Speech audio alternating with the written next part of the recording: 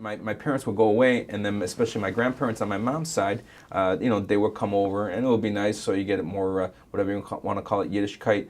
My grandmother, whose real name I believe is Ida, but then it's another one of those stories that when she was in public school in Chicago, there were two girls named Ida in her classroom. So the teacher looked at her and say, why don't we go by your middle name? And like today, because I used to be a high school teacher also, today you just look at her and go, no, you can't do that. And then my grandmother, she, more so my grandma Adele, Leah Shalom, she would teach me a little bit Yiddish because she knew I was a little bit interested in that. Teach me, how to count and some basic expressions and stuff like that. So it was interesting, and they kind of kicked.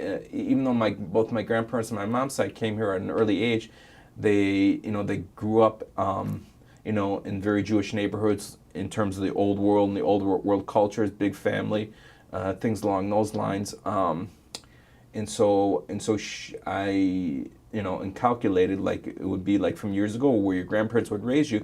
They had some influence on me because they would calculate the Yiddishkeit, the traditions, and a little bit of language into me. When I studied Hebrew when I was in college and spent some time in Israel, and so some of the things my grandmother had taught me, I saw a little bit with my wife, but also just within Israeli culture. So my grandmother would tell me a story, and God, I'm just going back to the 1920s, 1930s, where she would say, where her brothers, Milton and her other brothers, wanted to listen to the radio on Shabbat, on Shabbos.